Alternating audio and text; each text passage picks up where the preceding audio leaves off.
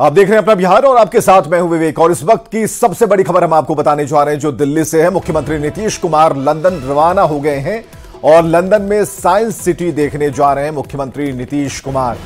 तो बड़ी खबर इस वक्त की, नीतीश कुमार लंदन के लिए रवाना हो गए हैं, लंदन में साइंस सिटी देखने जा रहे हैं और साथ में जेडीयू के सांसद संजय झा भी उनके साथ हैं। दिल्ली एयरपोर्ट से लंदन के लिए मुख्यमंत्री रवाना हो चुके हैं। इस वक्त की बड़ी खबर, और वहां पर साइंस सिटी देखने का कार्यक्रम है और उनके साथ जेडीयू के सांसद संजय झा भी मौजूद हैं। तो दिल्ली से बड़ी खबर हम आपको बता रहे हैं। मुख्यमंत्री नीतीश कुमार, जेडीयू के राष्ट्रीय अध्यक्ष नीतीश कुमार विदेश दौरे पर जा रहे हैं, लंदन जा रहे हैं। उनके साथ संजय झा भी हैं जो कि जेडीयू के राज्यसभा सांसद हैं और वो भी साथ में रहेंगे पूरे दौरे के दौरान। लंदन में साइंस सिटी देखेंगे। जो कार्यक्रम है उसके मुताबिक जो आधिकारिक तौर पर बताया गया है, मुख्यमंत्री नीतीश कुमार साइंस सिटी देखेंगे और लंदन जा रहे हैं इसके लिए। तो इनका कार्यक्रम है 12 मार्च को चलेंगे और 13 मार्च को यहाँ पर दिल्ली आने का उनका कार्यक्रम है, जो पहले से तय कार्यक्रम है उसके मुताबिक। कैमरामैन संजीव वर्मा के साथ अमितेश सिंह, न्यूज 18 दिल्ली। तो नीतीश कुमार के साथ दिल्ली रवाना होने से पहले जेडीयू के राज्यसभा सांसद संजय झा ने केंद्रीय गृह मंत्री अमित शाह से मुलाकात की। राष्ट्रीय और क्षेत्रीय महत्व के कई मुद्दों पर चर्चा हुई। सांसद संजय झा ने अमित शाह को पुस्तक भेंट की है। पुस्तक मिथिला में नव्य न्याय का इतिहास उन्हें भेंट की गई। दिनेश चंद्र ने इस किताब को लिखा है, मिथिला में नव्य न्याय का इतिहास। और संजय झा ने लंदन जाने से पहले अमित शाह से जो मुलाकात की है उसकी तस्वीरें और जो पुस्तक उन्हें भेंट की है वो तस्वीर भी आप देख पा रहे हैं। इधर जेडीयू की वर्चुअल बैठक खत्म हो गई। पटना में जेडीयू कार्यालय में करीब 2 घंटे तक चली बैठक की अध्यक्षता प्रदेश अध्यक्ष उमेश कुशवाहा ने की। इस बैठक में लोकसभा चुनाव की तैयारियों को लेकर पार्टी नेताओं से फीडबैक लिया गया। साथ ही सांसदों और विधायकों के साथ पूर्व प्रत्याशियों और प्रमंडल प्रमुख से 2025 के विधानसभा चुनाव को लेकर फीडबैक लिया गया और साथ ही लोकसभा चुनाव में बिहार की सभी 40 की 40 सीट जीतने को लेकर चर्चा की गई है। नहीं, वर्चुअल बैठक में हमारे माननीय मंत्रीगण, माननीय संसदगण, माननीय विधायकगण, हमारे पार्टी के प्रत्याशी भाग लिए और उसके माध्यम से जुटे। और उनसे आप जानते हैं कि यहाँ बिहार के लोकसभा चुनाव में 40 के 40 सीट लोकसभा का अपने नेता की झोली में देना है।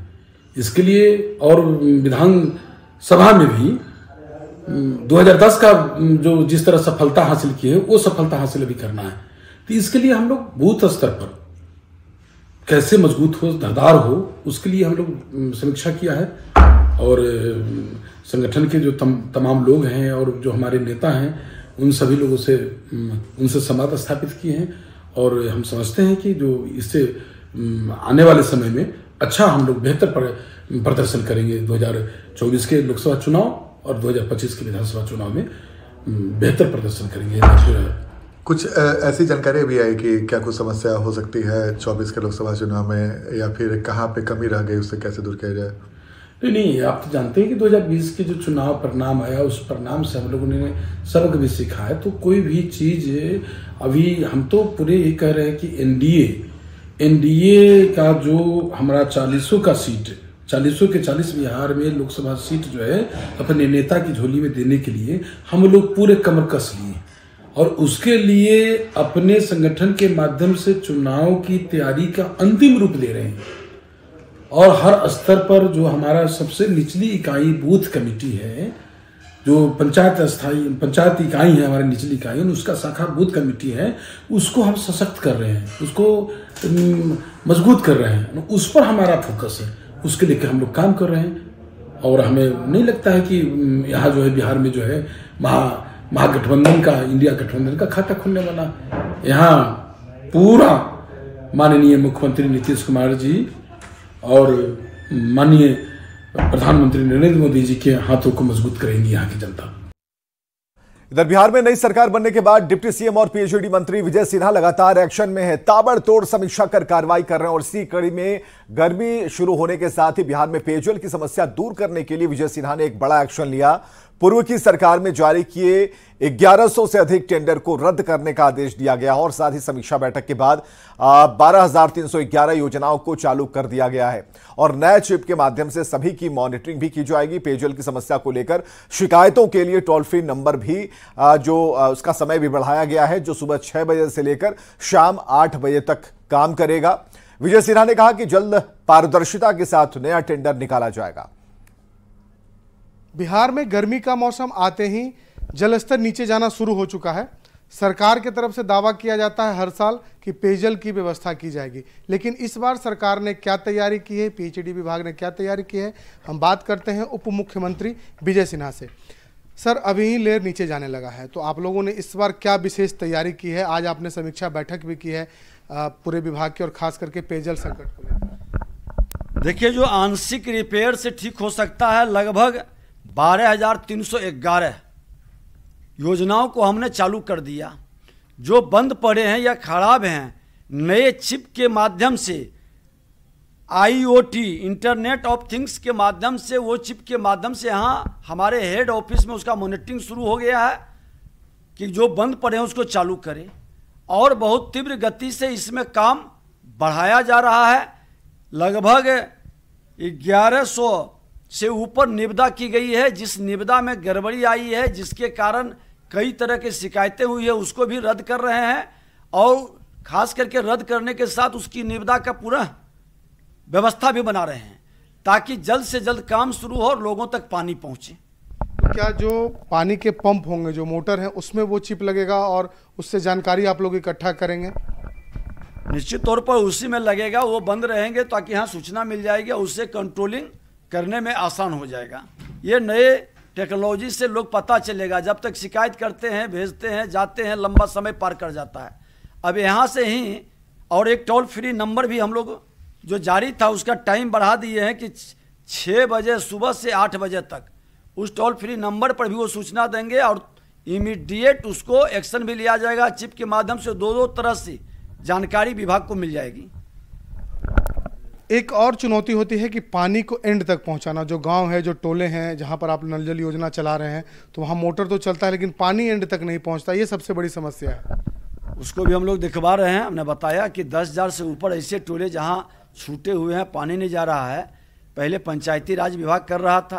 पंचायती राज विभाग के अंदर 70,000 टोले, मतलब 70,000 योजनाओं को लिया गया था, जिसमें काफ़ी बंद पड़े थे। तो वो सब की समीक्षा कर करके और उसी के लिए निविदा शुरू किया गया और उसकी समीक्षा भी करे। जो आंशिक बंद, लगभग 12,000 से ऊपर आंशिक बंद को हमने चालू कर दिया और जो मेजर है उसको भी हम लोग वार फुट पर हम लोग करवा रहे हैं। बिल्कुल, सरकार इस बार पेयजल सुविधा को बहाल करने के लिए नई तकनीक का इस्तेमाल कर रही है। देखना होगा कि लोगों को इससे कितनी राहत मिलती है। शैलेंद्र, न्यूज़ 18 पटना।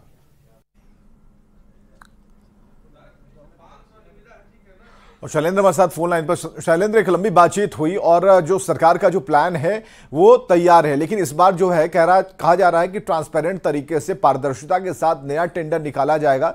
तो क्या इसमें किस तरह से क्षेत्रों को बांटा गया है और किस तरीके से काम शुरू होगा? देखिए, जिस दिन एनडीए की सरकार बनी थी उस समय से ही यह कहा गया था कि जो पुराने टेंडर हैं, जो पुरानी गड़बड़ियां हैं, उसे दूर की जाएंगी और यह अब दिखने भी लगा है। बिहार विधानसभा में जो सुरक्षा कर्मी की बहाली हो उसे रद्द की जाती है और अब पीएचईडी विभाग में जो लगभग 1100 से भी अधिक नलकूप के जो टेंडर निकले थे, जो पेयजल समस्या को दूर करने के लिए, उसे रद्द कर दिया गया है और सरकार ने यह माना है कि इसमें गड़बड़ियां हुई थी और इसी के कारण इसे रद्द कर दिया गया। टेंडर का जो आधार है वो राशि के अनुसार है। अलग अलग जो राशि है उसको अलग अलग भागों में बांटा गया है और उसमें अलग अलग टेंडर निकाले गए हैं। तो ऐसे मिला के कुल लगभग 1100 से भी अधिक टेंडर हैं जिन्हें रद्द कर दिया गया। हालांकि बहुत छोटे छोटे टेंडर हैं लेकिन बड़ी संख्या में है। और जो विजय सिन्हा है, जो उप मुख्यमंत्री और पीएचईडी विभाग की जिम्मेवारी भी अभी उनके पास है। पहले दिन से ही उन्होंने पीएचईडी विभाग में नकेल कसना शुरू किया था और उन्होंने आरोप भी लगाया था कि टेंडर में गड़बड़ी हुई है। आज विभाग के जो प्रधान सचिव है उनके साथ उन्होंने बैठक की और उसके बाद इसकी जानकारी दी कि जितने भी लगभग 1100 से अधिक जो टेंडर हैं उन्हें रद्द कर दिया गया है। साथ ही साथ 99% अभी जो पंप हैं उन्हें चालू करा लिया गया है। और सभी पंपों में खास चिप भी लगाया जा रहा है ताकि पटना मुख्यालय से ही, जो पीएचडी का कार्यालय है वहाँ मुख्यालय कंट्रोल रूम से ही उसकी मॉनिटरिंग हो सके कि पंप कितने देर चला, पंप में कोई खराबी है नहीं है, गड़बड़ी है, इन चीजों को देखने के लिए। लेकिन सबसे प्रमुख बात है कि लगभग 1100 से भी अधिक टेंडर को रद्द कर दिया गया और माना जा रहा है कि बाकी अन्य विभागों में भी इस तरीके की परिस्थिति देखा जा सकता है, क्योंकि लगातार सभी विभागों में इस वक्त समीक्षा की जा रही है कि कहां कहां गड़बड़ियां हुई हैं। चलिए, बहुत बहुत शुक्रिया शैलेंद्र तमाम जानकारी के लिए। उन गड़बड़ियों को देखते हुए विभाग अब एक्शन भी लेगा। पटना से एक बड़ी खबर आ रही है, विधानसभा सुरक्षा प्रहरी की बहाली रद्द हो गई है। विधानसभा अध्यक्ष ने बहाली रद्द कर दी है। महागठबंधन की सरकार में ये बहाली निकाली गई थी, गड़बड़ी की शिकायत के बाद इस बहाली को रद्द कर दिया गया और बताया जा रहा है कि फिर से परीक्षा ली जाएगी। और शैलेंद्र हमारे साथ बने हुए हैं इस खबर पर भी। शैलेंद्र, भर्ती रद्द कर दी गई, बहाली रद्द कर दी गई, अब कहा जा रहा है कि फिर से परीक्षा ली जाएगी, क्या मतलब? तो पटना से बड़ी खबर, फिर से परीक्षा लेने की बात कही जा रही है और ये जो परीक्षा थी ये प्रहरी की बहाली की परीक्षा जो रद्द कर दी गई है। पटना से बड़ी खबर है, शिक्षा विभाग और राजभवन में तकरार की खबर है। शिक्षा विभाग ने बैठक बुलाई है, बैठक में नहीं शामिल होंगे वीसी और रजिस्ट्रार। राजभवन ने विश्वविद्यालय को अनुमति नहीं दी, कुलाधिपति के आदेश के बिना मुख्यालय नहीं छोड़ेंगे अधिकारी। सक्षम प्राधिकार की तरफ से बैठक की अनुमति नहीं है और के पाठक ने 9 मार्च को यह बैठक बुलाई है। वीसी, रजिस्ट्रार और परीक्षा नियंत्रक के आने का इंतजार है। उच्च शिक्षा उपनिदेशक के पत्र से राजभवन नाराज है। उपनिदेशक को विश्वविद्यालय को आदेश देने का अधिकार नहीं है, यह राजभवन का कहना है।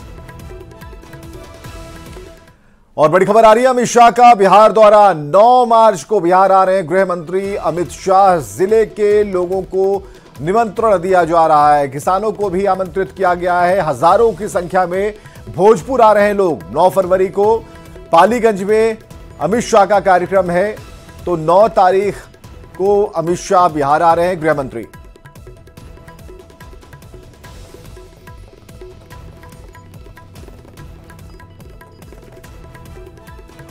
9 मार्च को बिहार आ रहे हैं गृह मंत्री, ये बड़ी खबर हम आपको बता रहे हैं। 9 मार्च को बिहार आने का कार्यक्रम है। जिले के लोगों को निमंत्रण भेजा गया है, किसानों को भी आमंत्रित किया गया है।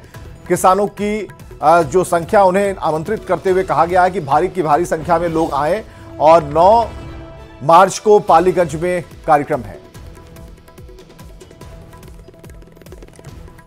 समस्तीपुर में उप मुख्यमंत्री सम्राट चौधरी ने रोड शो किया है। हरपुर एलौथ से लेकर कर्पूरी सभागार तक रोड शो में सैकड़ों की संख्या में बीजेपी के कार्यकर्ता शामिल हुए।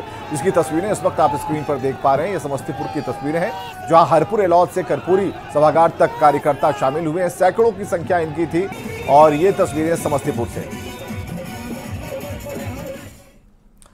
बिहार में लोकसभा चुनाव से पहले पोस्टर वॉर शुरू हो गया। पटना में आरजेडी की तरफ से लगाए गए पोस्टर पर बीजेपी के प्रदेश उपाध्यक्ष संतोष पाठक ने जोरदार हमला बोला। उन्होंने कहा कि बीजेपी जनता के लिए काम करती है, जबकि आरजेडी सिर्फ अपने परिवार के लिए काम करती है। बिहार की जनता नरेंद्र मोदी जी को अपना परिवार मानती है और ये पूरे पिछले 4 दिनों में पूरे देश में अपने सोशल मीडिया पर इसका प्रोफाइलिंग लगाकर सबने बता भी दिया है। राजद का परिवार ऐसे भी भ्रष्टाचारी परिवार है, पूरा का पूरा परिवार भ्रष्टाचार के केस में लिप्त है, सभी जेल के मुहाने पर खड़े हैं और 15 वर्षों की शासन में जो तिलिस्म लालू यादव ने रचा था। और खबरें लगातार जारी हैं, बने रहिए हमारे साथ।